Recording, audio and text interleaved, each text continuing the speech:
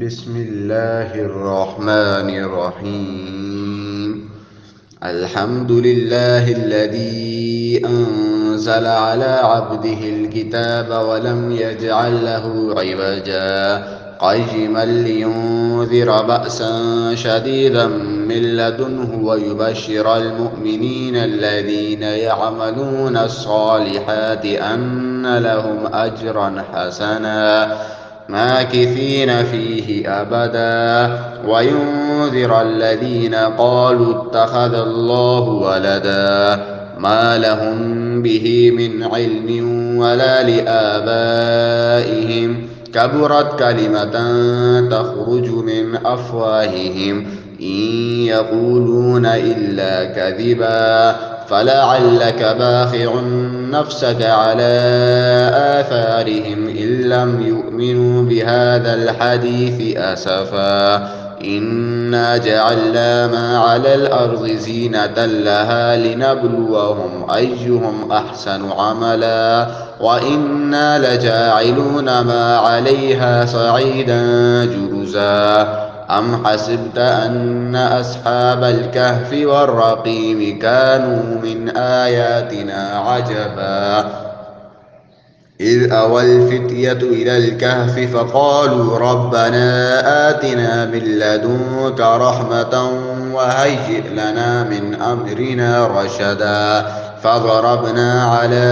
آذانهم في الكهف سنين عددا ثم بعثناهم لنعلم أي الحزبين أحصى لما لبثوا أمدا نحن نقص عليك نبأهم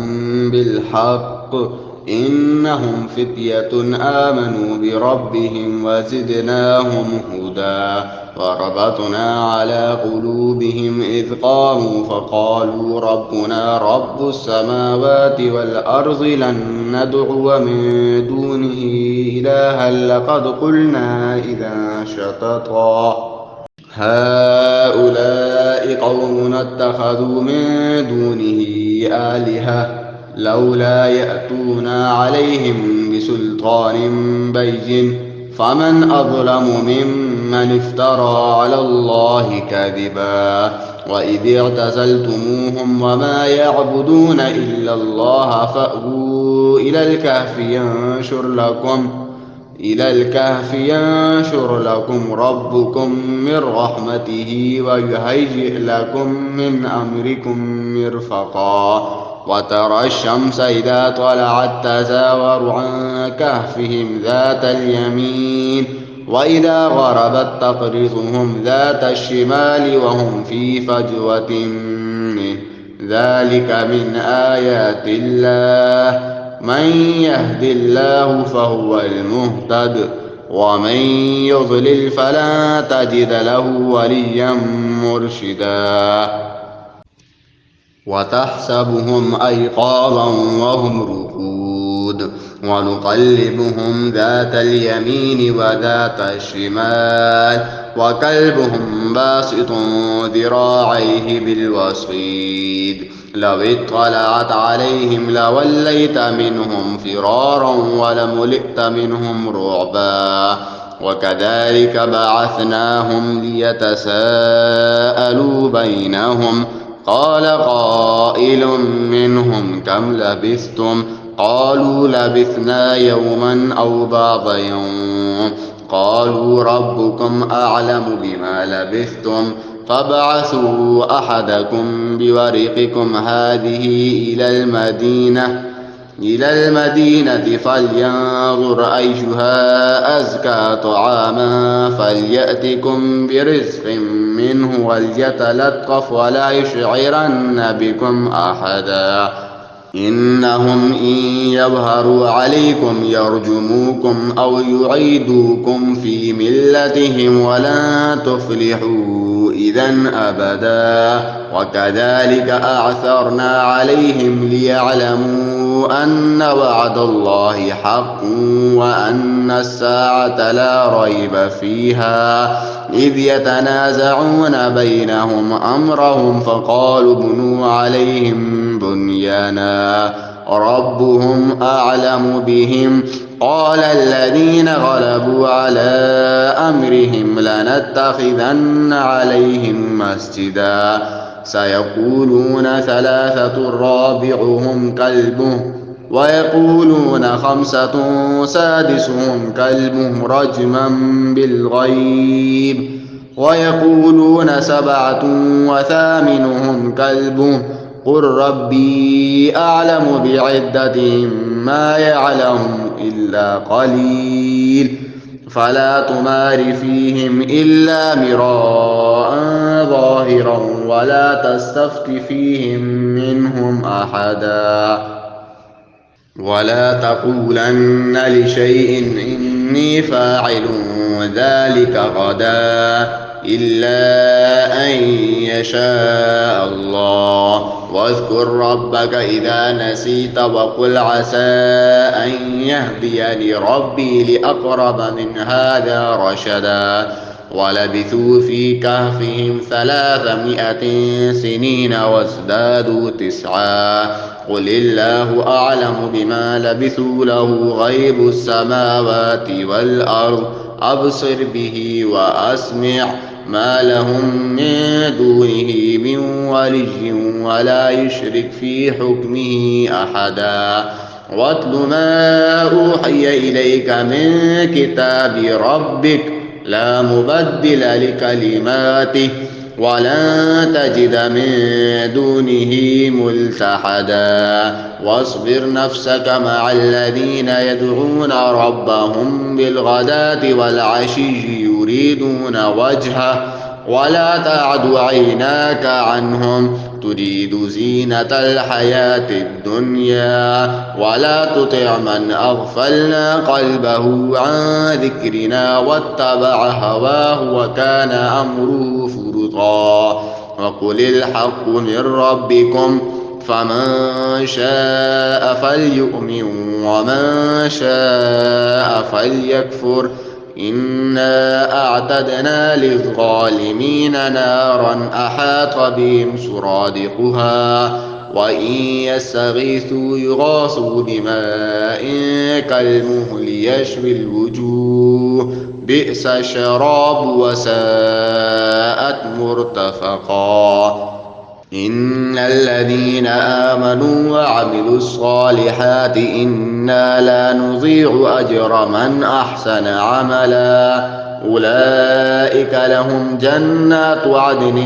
تجري من تحتهم الأنهار يحلون فيها من أساور من ذهب ويلبسون ثيابا خضرا من سندس واستبرق متكئين فيها على الأرائك نعم الثواب وحسنت مرتفقا واضرب لهم مثل الرجلين جعلنا لأحدهما جنتين من أعناب وحففناهما بنخل وجعلنا بينهما زرعا كلتا الجنتين آتت أكلها ولم تظلم منه شيئا وفجرنا خلالهما نهرا وكان له ثمر فقال لصاحبه وهو يحاوره أنا أكثر منك مالا وأعز نفرا ودخل جنته وهو ظالم لنفسه قال ما أظن أن تبيد هذه أبدا وما أظن الساعة قائمة ولئن رددت إلى ربي لأجدن خيرا منها منقلبا قال له صاحبه وهو يحاوره أكفرت بالذي خلقك من تراب ثم من نطفة ثم سواك رجلا لكن هو الله ربي ولا أشرك بربي أحدا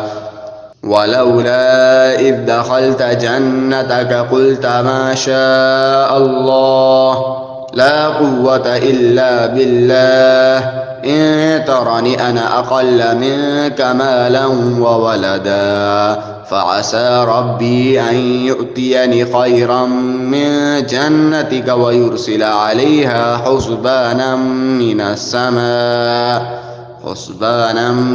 السماء فتصبح سعيدا زلقا أو يصبح ماؤها غورا فلن تستطيع له طلبا وأحيط بثمره فأصبح يقلب كفيه على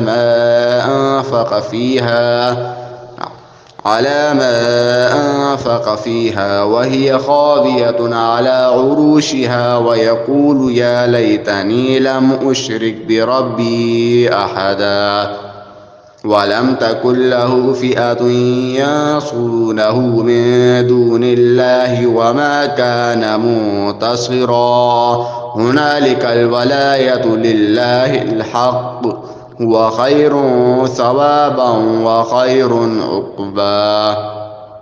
واضرب لهم مثل الحياة الدنيا كماء أنزلناه من السماء فاختلط به نبات الأرض فأصبح حشيما تذروه الرياح وكان الله على كل شيء مقتدرا المال والبنون زينة الحياة الدنيا والباقيات الصالحات خير عند ربك ثوابا وخير أملا ويوم نسير الجبال وترى الأرض بارزة وحشرناهم فلم نغادر منهم أحدا وعرضوا على ربك صفا لقد جئتمونا كما خلقناكم أول مرة بل زعمتم أن لن نجعل لكم موعدا ووضع الكتاب فترى المجرمين مشفقين مما فيه ويقولون يا ويلتنا ما لهذا الكتاب لا يغادر صغيرة ولا كبيرة إلا أحصاها ووجدوا ما عملوا حاضرا ولا يظلم ربك أحدا وإذ قلنا للملائكة اسجدوا لآدم فسجدوا إلا إبليس كان من الجن ففسق عن أمر ربه أفتتخذونه وذريته أولياء من دوني وهم لكم عدو بئس للظالمين بدلا ما أشهدتهم خلق السماوات والأرض ولا خلق أنفسهم وما كنت متخذ المضلين عضدا ويوم يقول نادوا شركائي الذين زعمتم فدعوهم فلم يستجيبوا لهم وجعلنا بينهم موبقا ورأى المجرمون النار فظنوا أنهم مواقعها ولم يجدوا عنها مصرفا ولقد صرفنا في هذا القرآن للناس من كل مثل وكان الإنسان أكثر شيء جدلا وما منع الناس أن يؤمنوا إذ جاءهم الهدى ويستغفروا ربهم إلا أن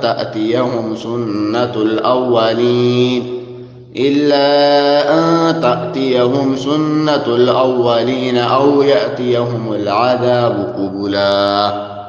وما نرسل المرسلين إلا مبشرين ومنذرين ويجادل الذين كفروا بالباطل ليدحضوا به الحق واتخذوا آياتي وما أنذروا هزوا ومن أظلم ممن ذكر بآيات ربه فأعرض عنها ونسي ما قدمت يداه إنا جعلنا على قلوبهم أكنة أن يفقهوا وفي آذانهم وقرا وإن تدعوهم إلى الهدى فلن يهتدوا إذا أبدا وربك الغفور ذو الرحمة لو يؤاخذهم بما كسبوا لعجل لهم العذاب بل لهم موعد لن يجدوا من دونه موئدا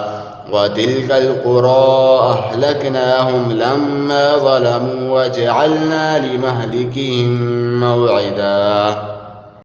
وإذ قال موسى لفتاه لا أبرح حتى أبلغ مجمع البحرين أو أمضي حقبا فلما بلغا مجمع بينهما نسيا حوتهما فاتخذ سبيله في البحر سربا فلما جاوزا قال لفتاه آتنا غداءنا لقد لقينا من سفرنا هذا نصبا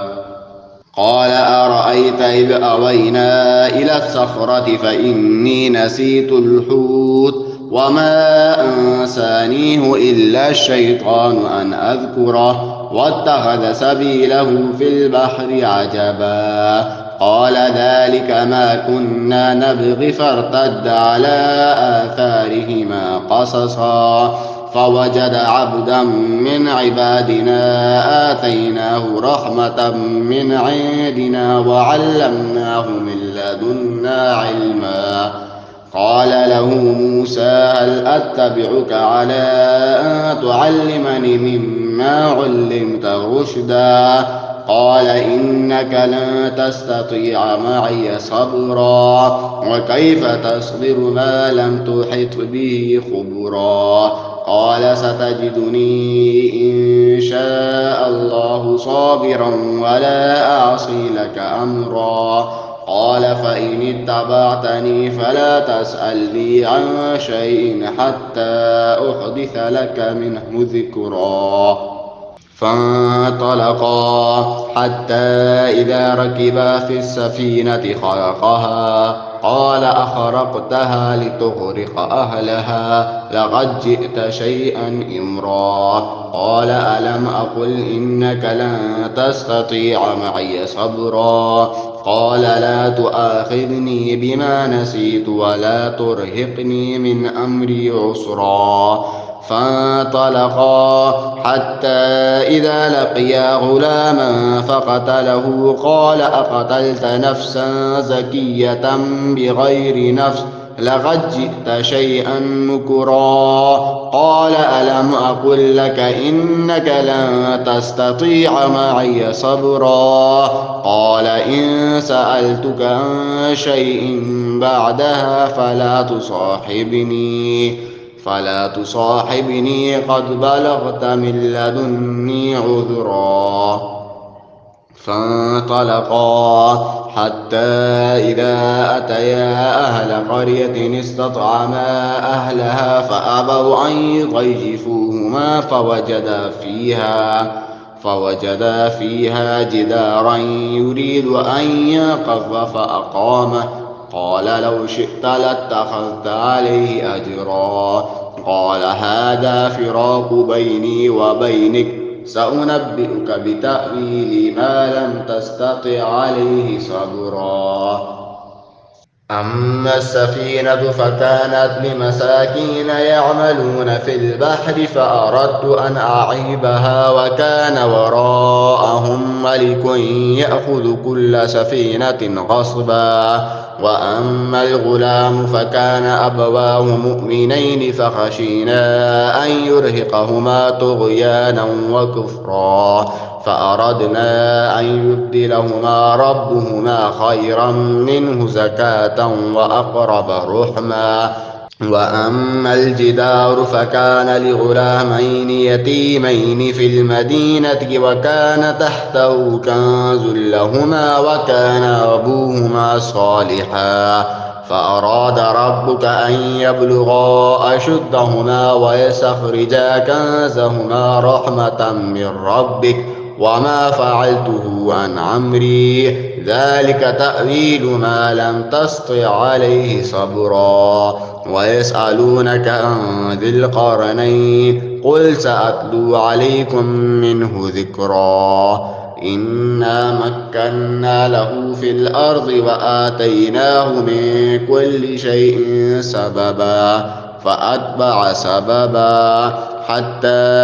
إذا بلغ مغرب الشمس وجدها تغرب في عين حمئة ووجد عندها قوما قلنا يا ذا القرنين إما أن تعذب وإما أن تتخذ فيهم حسنا قال أما من ظلم فسوف نعذبه ثم يرد إلى ربه فيعذبه عذابا نكرا وأما من آمن وعمل صالحا فله جزاء الحسنى وسنقول له من أمرنا يسرا ثم أتبع سببا حتى إذا بلغ مطلع الشمس وجدها تطلع على قوم لم نجعل لهم من دونها سترا كذلك وقد أحطنا بما لديه خبرا ثم أتبع سببا حتى إذا بلغ بين السدين وجد من دونهما قوما لا يكادون يفقهون قولا قالوا يا ذا القرنين إن يأجوج ومأجوج مفسدون في الأرض فهل نجعل لك خرجا على أن تجعل بيننا وبينهم سدا قال ما مكني فيه ربي خير فأعينوني بقوة أجعل بينكم وبينهم ردما آتوني زبر الحديد حتى إذا ساوى بين الصدفين قال انفخوا حتى إذا جعله نارا قال آتوني أفرغ عليه قطرا فما استطاعوا أن يظهروا وما استطاعوا له نقبا قال هذا رحمة من ربي فإذا جاء وعد ربي جعله دكا وكان وعد ربي حقا وتركنا بعضهم يومئذ يموج في بعض ونفخ في الصور فجمعناهم جمعا وعرضنا جهنم يومئذ للكافرين عرضا الذين كانت أعينهم في غطاء عن ذكري وكانوا لا يستطيعون سمعا أفحسب الذين كفروا أن يتخذوا عبادي من دوني أولياء إنا أعتدنا جهنم للكافرين نزلا قل هل ننبئكم بالأخسرين أعمالا الذين ضل سعيهم في الحياة الدنيا وهم يحسبون أنهم يحسنون صنعا أولئك الذين كفروا بآيات ربهم ولقائه فحبطت أعمالهم فلا نقيم لهم يوم القيامة وزنا ذلك جزاؤهم جهنم بما كفروا واتخذوا آياتي ورسلي هزوا إن الذين آمنوا وعملوا الصالحات كانت لهم جنات الفردوس نزلا خالدين فيها لا يبغون عنها حولا قل لو كان البحر مدادا لكلمات ربي لنفد البحر قبل أن تنفد كلمات ربي ولو جئنا بمثله مددا قل إنما أنا بشر مثلكم يوحى إلي أنما إلهكم إله واحد فمن كان يرجو لقاء ربه فليعمل عملا صالحا ولا يشرك بعبادة ربه أحدا.